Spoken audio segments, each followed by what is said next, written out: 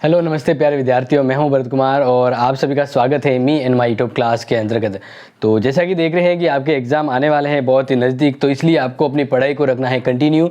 और आपके इस चैनल पे आपको हर इंपॉर्टेंट वो न्यूज़ अपडेट और आपकी क्लास मिल रही हैं, तो बने रहिए, अपडेट रहिए और अपने दोस्तों को भी शेयर कीजिएगा। तो आज की जो क्लास है अपनी वो काफ़ी इंपॉर्टेंट है और वैसे आपको बता देते हैं कि हम काफ़ी लास्ट एंड पहुँच चुके हैं, यानी अब आपका ये लास्ट टॉपिक है और इस लास्ट टॉपिक के दो पार्ट बनेंगे। यानी आपका फर्स्ट ईयर का पॉलिटिकल साइंस का जो टोटल ऑफ चैप्टर है वो पूरे होने वाले, यानी अब लास्ट दो वीडियो है जो आपकी फर्स्ट ईयर के लिए पॉलिटिकल साइंस के लेसन के तौर पे आपके सामने उपलब्ध होंगे। तो आज एक तो ये मैं आपको पढ़ाने वाला हूँ और एक इसका ही दूसरा पार्ट होगा। इसी के साथ आपका फर्स्ट ईयर का सिलेबस भी पूरा हो जाएगा। तो हम बात करते हैं प्रतिनिधित्व के सिद्धांत और अल्पसंख्यक प्रतिनिधित्व।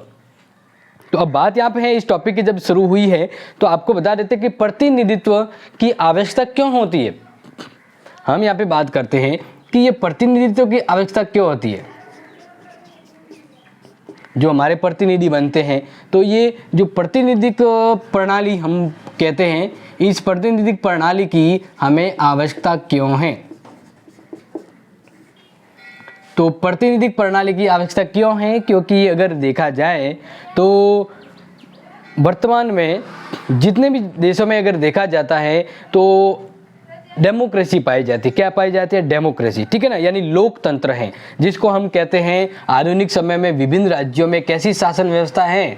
आधुनिक समय में जितने भी राज्य हैं उसमें आधुनिक शासन प्रणाली जो पाई जाती है वो है प्रजातंत्रात्मक। क्या है? प्रजातंत्रात्मक शासन प्रणाली।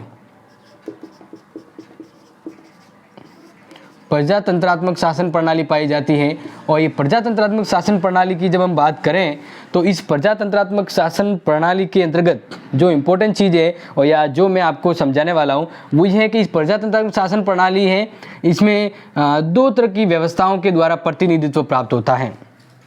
यानी आधुनिक समय में प्रजातंत्रात्मक शासन प्रणाली हर जगह मौजूद है और ये प्रजातंत्रात्मक शासन प्रणाली है, ये दो प्रकार की होती है।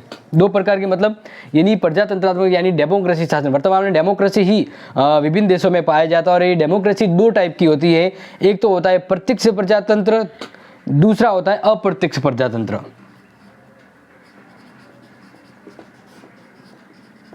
प्रत्यक्ष प्रजातंत्र और एक प्रजातंत्र का दूसरा रूप है अप्रत्यक्ष प्रजातंत्र, ठीक है। तो एक बार वापस से बता देते हैं कि वर्तमान में प्रतिनिधित्व शासन प्रणाली ही जरूरी है, क्योंकि विभिन्न देशों में देखा जाता है तो प्रतिनिधित्व शासन प्रणाली पाई जाती है। और प्रतिनिधित्व शासन प्रणाली दो टाइप की होती है, एक तो प्रत्यक्ष प्रजातंत्र, एक अप्रत्यक्ष। ये तो आपको पता होगा, direct democracy and indirect democracy. तो डायरेक्ट डेमोक्रेसी का मतलब होता है कि जिस राज्य में शासन के अंतर्गत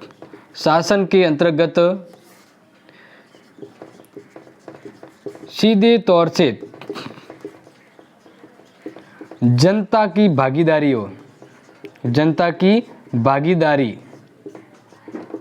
यानी कहने का मतलब है एक ऐसा शासन तंत्र जिसमें डायरेक्ट जनता अपने प्रतिनिधियों से संपर्क में रहती है और प्रतिनिधि उसके शासन कार्यों में प्रत्यक्ष रूप से भाग लेती हैं, ऐसा प्रजातंत्र कहलाता है प्रत्यक्ष प्रजातंत्र, ठीक है। ये तो समझ में आ गया प्रत्यक्ष प्रजातंत्र, जिसको मैंने शॉर्ट में लिखा भी है कि शासन के अंतर्गत सीधे तौर से जनता की भागीदारी हो या जनता उसके शासन कार्य में सीधे तौर पे संपर्क में जुड़े और भाग ले, प्रत्यक्ष प्रजातंत्र हो गया। अप्रत्यक्ष प्रजातंत्र का मतलब यहाँ पे होता है कि जैसे मान लीजिए टप्पा खाके, यानी हमें मान लीजिए यहाँ पर एक प्रतिनिधि इसका इलेक्शन करना है तो हम सीधा इसका इलेक्शन नहीं कर रहे, हम पहले हमारे एक प्रतिनिधि का चुनाव करते हैं और इस तरह से विभिन्न अलग अलग क्षेत्रों में अलग अलग प्रतिनिधि चुने जाते हैं और ये प्रतिनिधि जो हैं ये एक निर्वाचक मंडल की तरह आगे भाग लेते हैं। यानी मान लीजिए राष्ट्रपति का चुनाव, तो राष्ट्रपति का जो चुनाव होता है उसके लिए एक निर्वाचक मंडल होता है। और निर्वाचक मंडल में कौन होते हैं? जो हमारे द्वारा चुने हुए जो प्रतिनिधि होते हैं, वही प्रतिनिधि, हमारे चुने हुए प्रतिनिधि ही आगे निर्वाचक मंडल के तौर पे काम करते हैं। तो अप्रत्यक्ष प्रजातंत्र कहेंगे टप्पा खा के बोल जाना। राष्ट्रपति का चुनाव क्या है? टप्पा खाने वाला चुनाव है, यानी डायरेक्ट हमारा वोट राष्ट्रपति के पास नहीं जाता है, हम इलेक्शन में अपने प्रतिनिधि को सुनते हैं और वही प्रतिनिधि आगे राष्ट्रपति के निर्वाचक के तौर पे काम करते हैं। तो यानी हम वोट ना दे लेकिन हमारे द्वारा सुना हुआ प्रतिनिधि ही आगे वोट देता है, तो हमारा ये वोट क्या हुआ, अप्रत्यक्ष वोट हुआ। यानी टप्पा खा के बॉल जाना या टप्पा खा के बॉल आ रही है, ऐसी व्यवस्थाओं को हम कहते हैं अप्रत्यक्ष प्रजातंत्र। यानी इसमें अगर ऐसा कहें, अगर आप कुछ लिखना भी चाहें तो मैं आपको बताता हूं कि सामान्यतः मतदाता जो होते हैं, मतदाता निर्वाचक मंडल का चुनाव करते हैं, या हम ऐसा भी कहें कि मतदाता एक ऐसे निर्वाचक मंडल का चुनाव करते हैं जो प्रतिनिधित्व का चुनाव करते हैं। निर्वाचक मंडल, मतदाता निर्वाचक मंडल का चुनाव करते हैं जो यानी चुना हुआ जो प्रतिनिधित्व है, जो प्रतिनिधियों का चुनाव करता है।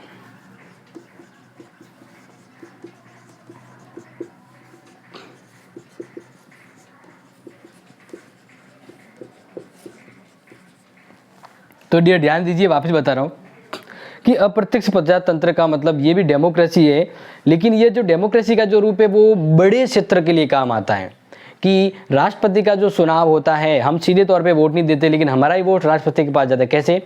जैसे मान लीजिए कि हम एक विधानसभा क्षेत्र में रह रहे हैं, तो हम पहले अपने विधायक का चुनाव करते हैं, तो हम सीधे तौर पे विधायक को वोट देते हैं, फिर वही विधायक आगे राष्ट्रपति के चुनाव में भाग लेता है। तो इसका मतलब क्या हुआ कि मतदाता निर्वाचक मंडल का चुनाव करते हैं और यही निर्वाचक मंडल आगे प्रतिनिधियों का चुनाव करता है। तो ऐसा व्यवस्था, ऐसी सिस्टम क्या हो गया, अप्रत्यक्ष प्रजातंत्र, यानी टप्पा खाके।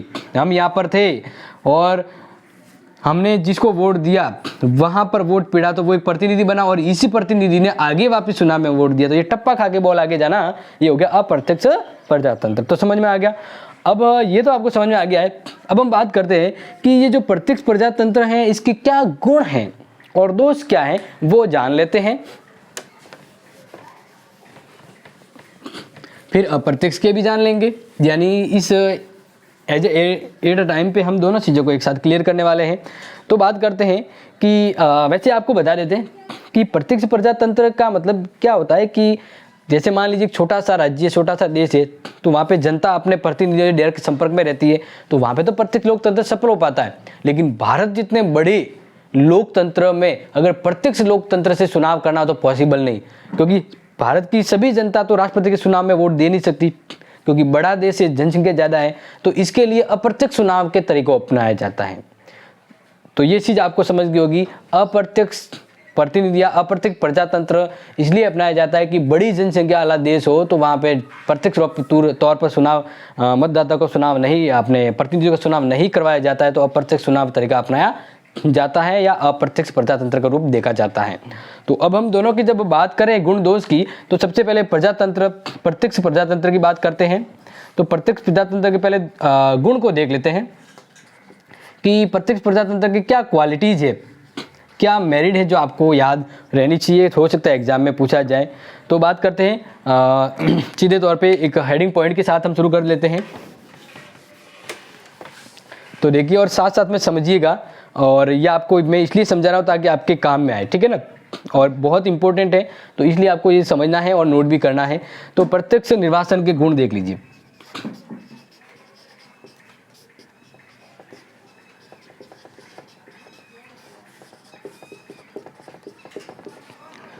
प्रत्यक्ष निर्वाचन यानी जो अभी बताया कि सीधे तौर पे जनता के द्वारा चुने गए प्रतिनिधि जो शासन करते हैं, तो ऐसे प्रतिनिधि प्रत्यक्ष निर्वाचन के जरिए चुने जाते हैं। तो अब प्रत्यक्ष निर्वाचन क्या फायदेमंद है कहीं पर किसी लोकतंत्र में, तो वही हम देखने वाले हैं, कंफ्यूज मत होइएगा। हम इसके पॉइंट की जब शुरुआत करें तो पहला गुण देख लेते हैं, यानी पॉइंट के साथ देखेंगे। तो प्रत्यक्ष निर्वाचन है वह काफ़ी यूजफुल होता है। इसका पहला फायदा या पहला जो गुण है वह है प्रजातंत्रात्मक धारणा के अनुकूल है। ये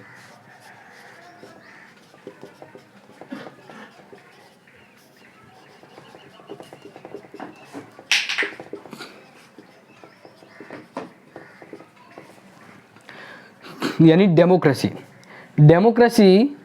प्रजातंत्रात्मक शासन व्यवस्था में क्या होता है कि प्रजा अपने शासन संचालक से संपर्क में रहती है। तो प्रत्यक्ष निर्वाचन जो है वह एक तरह से अनुकूल है, या प्रत्यक्ष निर्वाचन का एक गुण है कि यह प्रजातंत्रात्मक धारणा के अनुकूल है। यानी डेमोक्रेसी में जैसा निर्वाचन चुनाव पद्धति होनी चाहिए वैसा गुण किसमें है, प्रत्यक्ष निर्वाचन में है।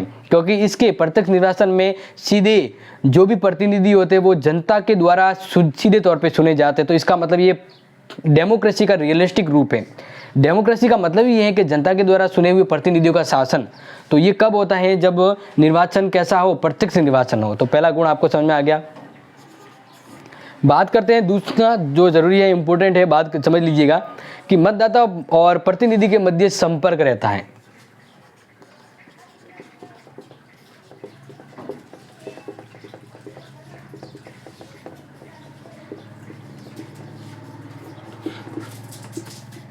देखिए, अब यहाँ पे मैं आपको जो समझाने वाला हूँ इसको समझिए कि प्रत्यक्ष निर्वाचन में क्या होता है कि एक और तो जनता होती है, दूसरी ओर प्रतिनिधि होते हैं जिनको सरकार में आना है। तो सीधे तौर पे जनता वोट देती है और ये वोट उनके प्रतिनिधियों को प्राप्त होते हैं। तो इस तरह से ये चुनाव का तरीका होता है प्रत्यक्ष निर्वाचन। तो प्रत्यक्ष निर्वाचन में क्या हुआ, इसका गुण ये होता है कि जनता और प्रतिनिधि दोनों संपर्क में रहते हैं सीधे तौर पे। मतदाता और प्रतिनिधि क्या है, संपर्क में रहते हैं। तो प्रजातंत्र में ये सबसे बढ़िया होता है कि अगर लोग उसके प्रतिनिधियों से संपर्क में रहे तो उस प्रजातंत्र में क्या हो रहा है, क्या कमी है, क्या सुविधा, क्या नयापन चाहिए, वो सब चीज़ें यहाँ पे होती रहती है। यानी प्रत्यक्ष प्रजातंत्र में खामियां कम रहती हैं। तीसरा समझे, इंपॉर्टेंट है कि तीसरा गुण क्या है, तीसरा गुण इंपॉर्टेंट क्या है उसको समझ लीजिए। और हो सकता है एग्जाम के हिसाब से तीसरा पॉइंट आपको इंपॉर्टेंट लगे। तीसरा होता है राजनीतिक शिक्षा। राजनीति की, अगर सरपंच का जो चुनाव होता है वह कैसा है तरीका है, प्रत्यक्ष निर्वाचन का तरीका है। तो इस तरह के चुनाव में लोग काफी कुछ राजनीति से सीखते हैं, उस लोकतंत्र से सीखते हैं। और प्रत्यक्ष निर्वाचन जो होता है उसे लोगों को राजनीति की समझ पैदा होती है, यानी राजनीतिक शिक्षा प्राप्त करने का एक माध्यम बन जाता है कौन, प्रत्यक्ष निर्वाचन। तो ये हो गया इसके गुण, जो तीन मोटे मोटे गुण मैंने आपको बताए। अब बात करें कि हर कोई पूरी तरह 100% सही तो होता है नहीं, लेकिन इसके दोष क्या है, कमियां, प्रत्यक्ष प्रजातंत्र की कमियां क्या है, आप समझ रहे हैं ना। तो बहुत अच्छी से समझना, इसको नोट भी करना है कि भाई प्रत्यक्ष जो प्रजातंत्र होता है उसकी मेरिट के बारे में तो हमने बात कर ली है। अब डीमेरिट क्या होती है, दोष क्या होते हैं, क्योंकि एग्जाम में क्या आएगा, एग्जाम में आएगा कि बताइए कि प्रत्यक्ष प्रजातंत्र के गुण और दोष क्या होते हैं। तो ये आपको समझ में आ रहा होगा, प्रत्यक्ष प्रजातंत्र के गुण और दोष। तो गुण के बारे में मैंने आपको अच्छे से क्लियरली समझा दिया। आप दोष क्या है वो जान लीजिए। तो दोष को भी हम पॉइंट टू पॉइंट क्लियर करें, और एग्जाम में ध्यान रखिएगा पीसीए पॉइंट, पॉलिटिकल साइंस में पॉइंट लिखना बहुत जरूरी होता है। तो पहला पॉइंट है जो इसके दोषों का वर्णन करेगा, या जिसको मैं आपको एक्सप्लेन करने वाला हूं। सामान्य निर्वाचक का मत त्रुटिपूर्ण।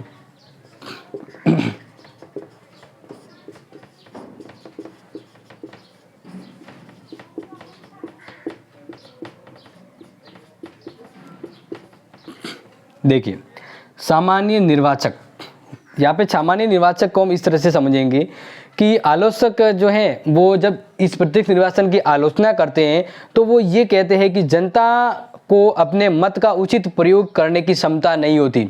यानी वे मान लीजिए अगर किसी प्रतिनिधि को चुनाव में मतदान के दौरान वोट देते हैं, लेकिन अगर वो प्रतिनिधि ही सही नहीं हो, या ये भी कहें कि जो मतदाता वोट देते हैं तो मतदाता ज़्यादा शिक्षित और पढ़े लिखे नहीं हैं, तो इस वजह पे उनका जो मत है वह अव्यस्त होता है या फर्जी कहलाता है, या फिर उस मत को अगर सही हाथों में वोट देने का जो अधिकार है, अगर आपको ये नॉलेज नहीं कि किसको कब और किस समय और किस व्यक्ति को वोट देना चाहिए, अगर ये आपको पता नहीं है तो आपका जो मत है वह क्या होगा, मिसयूज होगा, त्रुटिपूर्ण होगा।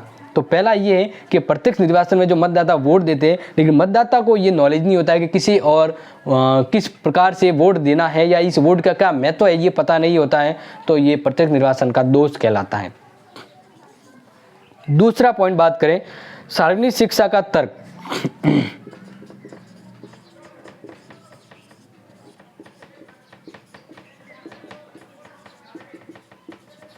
अभी जैसे हवाला दिया था, जैसे यहाँ पे कहा गया कि प्रत्यक्ष निर्वाचन है वो एक राजनीतिक शिक्षा का माध्यम है कि लोगों को राजनीतिक शिक्षा प्रदान करता है। लेकिन अगर सही से देखा जाए तो प्रत्यक्ष निर्वाचन के अंतर्गत किया जाने वाला निर्वाचन है वह पूरी तरह से लोगों को शिक्षित नहीं करता है, क्योंकि ये सर्व शिक्षा अभियान तो है नहीं कि सभी को जागरूक किया जाता है। इसमें जो लोग इच्छा होती है वो लोग इससे समझते हैं और जानकारी प्राप्त करते हैं। लेकिन प्रत्यक्ष निर्वाचन के द्वारा सभी को उस राजनीति की सार्वजनिक शिक्षा प्रदान नहीं की जा सकती है, और ये पॉसिबल भी नहीं है क्योंकि सभी लोग इससे संपर्क में नहीं आ पाते हैं। तो ये सार्वजनिक शिक्षा का जो तर्क है वो एक भ्रमपूर्ण होता है। बात करें तीसरा पॉइंट, तो ध्यान रखिएगा बुद्धिमान व्यक्ति निर्वाचन से दूर होते हैं।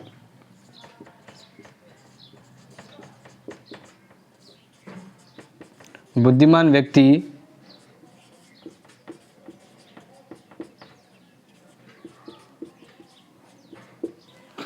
काफी बार देखा गया है कि प्रत्यक्ष चुनाव के पद्धति में प्रत्यक्ष निर्वाचन क्षेत्र में क्या होता है कि कुछ बुद्धिमान व्यक्ति होते हैं वो सीधे तौर पे चुनाव में भाग नहीं लेते हैं।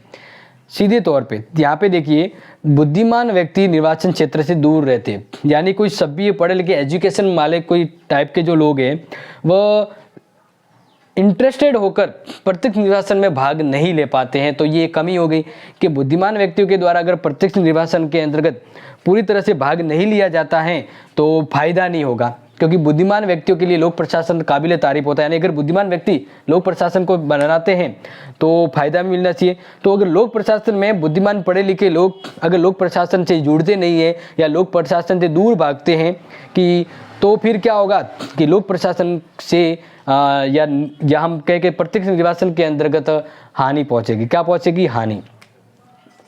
चौथा पॉइंट बात करें अपना डिटेल से, तो ध्यान रखिएगा अपव्यय एवं अवस्थाजनक, अपव्ययी एवं अव्यवस्था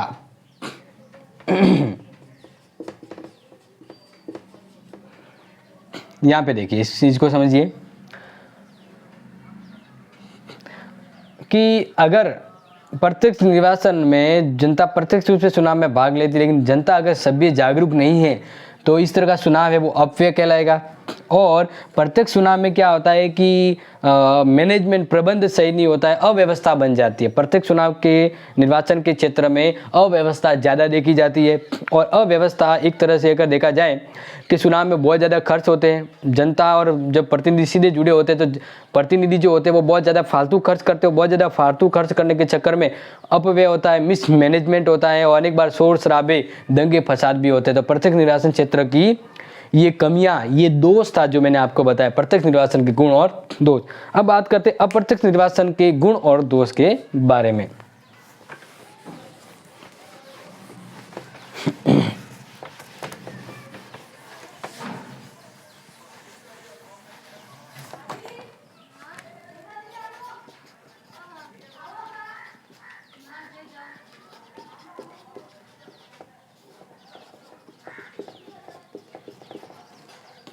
तो पहले बात करते हैं हम गुण के बारे में, यानी मेरिट।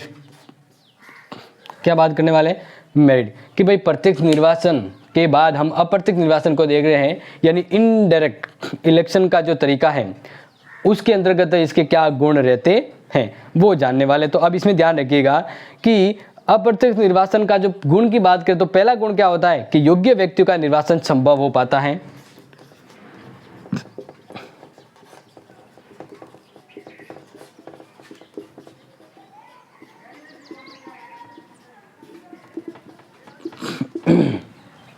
देखिए योग्य व्यक्तियों का निर्वाचन संभव हो पाता है। क्यों? क्योंकि सामान्य जनता से अपेक्षा की जाती है कि जनता द्वारा प्रतिनिधियों का जो निर्वाचन है, निर्वाचन का जो कार्य एक छोटे से जन समूह पर छोड़ दिया जाता है, तो अधिक योग्य व्यक्ति है जो चुनाव में नहीं होते। यानी कहने का मतलब होता है ना कि निर्वाचन क्षेत्र छोटा हो, प्रत्यक्ष हो, तो कुछ योग्य जो निर्वाचक है वो भाग नहीं ले पाते। लेकिन अगर निर्वाचन का तरीका अप्रत्यक्ष होता है तो इसमें काफ़ी अलग अलग क्षेत्र से योग्य और प्रतिभा संपन्न लोग हैं वह निर्वाचन में भाग लेते हैं। तो इस तरह से ये किसका बहुत अच्छा बेनिफिट हुआ कि अप्रत्यक्ष निर्वाचन के तरीके में दूर दराज से जुड़े व्यक्ति भी निर्वाचन में भाग ले पाते हैं और ये प्रत्यक्ष प्रजातंत्र में नहीं लेकिन अप्रत्यक्ष प्रजातंत्र में काफ़ी फायदेमंद होता है। यानी अप्रत्यक्ष निर्वाचन क्षेत्र के अंतर्गत करवाने का एक फायदा क्या होता है कि योग्य व्यक्ति इस चुनाव में इस निर्वाचन में भाग ले पाते हैं। दूसरा इंपॉर्टेंट पॉइंट बात करें डिस्कस करें तो दूसरा है निर्वाचन पद्धति के दोष कम हो जाते हैं।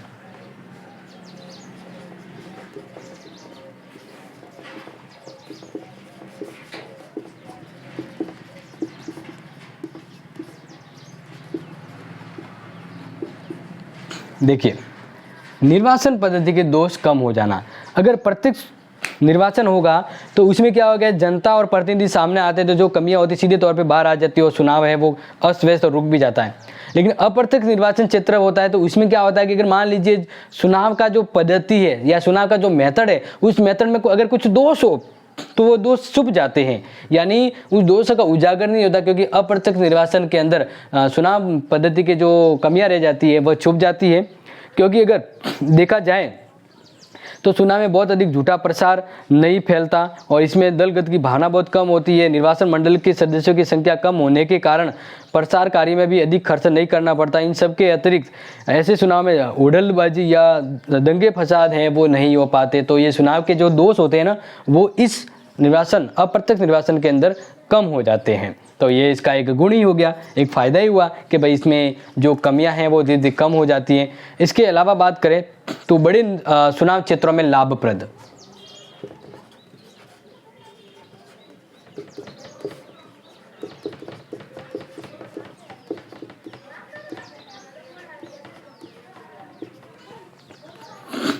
ये पॉइंट बिल्कुल याद रखिएगा कि अगर किसी देश की जनसंख्या बहुत ज़्यादा है, क्षेत्रफल ज़्यादा है और क्षेत्रफल ज़्यादा में जनसंख्या ज़्यादा है तो वहाँ पे प्रत्यक्ष निर्वाचन संभव नहीं हो पाता है, समय और पैसा भी जाता है और प्रत्यक्ष निर्वाचन है वो सफल भी नहीं हो पाता है। तो इसलिए अगर जिस देश की जनसंख्या ज़्यादा है तो उस देश की जनसंख्या ज़्यादा है तो उसके लिए कौन सा चुनाव का तरीका सफल हो पाता है, प्रत्यक्ष निर्वाचन का तरीका ही सफल हो पाता है। कौन सा, प्रत्यक्ष निर्वाचन।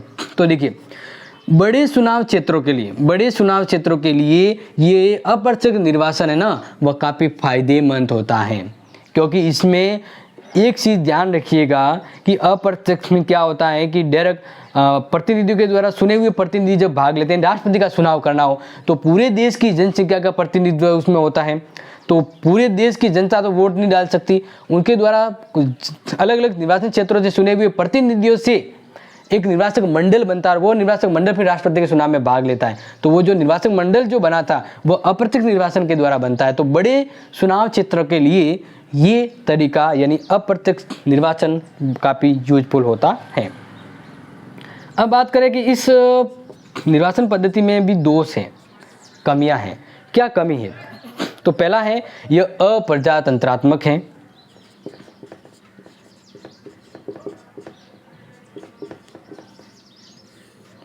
अप्रजातंत्रात्मक क्यों? क्योंकि प्रजातंत्र की बात करते तो प्रजातंत्र में प्रजा की भागीदारी होती है।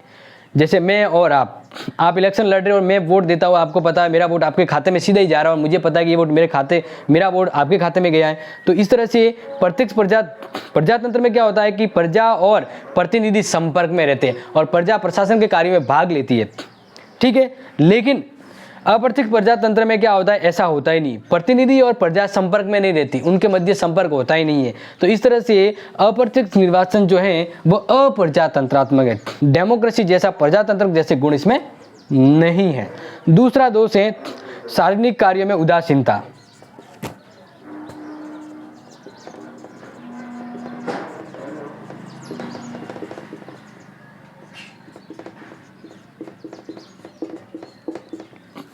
देखिए अब यहाँ पर क्या है कि सार्वजनिक का मतलब होता है सबके हित में किया जाने वाला कार्य, जो आम जन के हित को लेकर ध्यान में रखा जाता है। तो अब यहाँ पर क्या है कि अगर अप्रत्यक्ष निर्वाचन क्षेत्र अपनाया जाए तो जो सार्वजनिक कार्य किए जा रहे हैं उन सार्वजनिक कार्यों में उदासीन हो जाते हैं जनता। क्योंकि राजनीति में केवल नाम मात्र की रुचि लेते हैं। इस प्रकार की पद्धति अपनाने पर जनता की राजनीतिक शिक्षा के अवसर भी कम हो जाते हैं और जनता उनके सार्वजनिक कार्य में भाग नहीं लेगी तो फिर ये न्यूट्रल हो जाता है, उदासीनता अपनाई जाती है, उदासीनता का माहौल हो जाता है। इसके अलावा अप्रत्यक्ष प्रजातंत्र जो होता है या अप्रत्यक्ष निर्वाचन क्षेत्र जो होता है उसका दोष ये है कि इसमें रिश्वत बहुत ज़्यादा होती है, ठीक है ना, रिश्वत का माहौल हो जाता है, यानी रिश्वत की आशंका।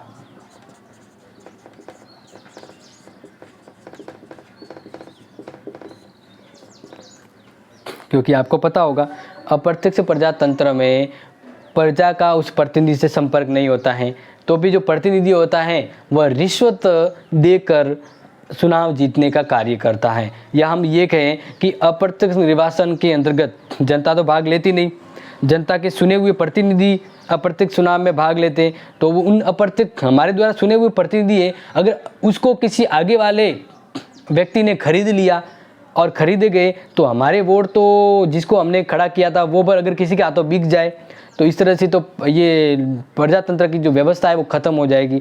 यानी अप्रत्यक्ष प्रजातंत्र में क्या होता है, रिश्वत की आशंका होती है। और इस तरह से इसका एक और दोष क्या होता है, जो सबसे जरूरी दोष है, जनता का प्रतिनिधित्व से संपर्क नहीं होता।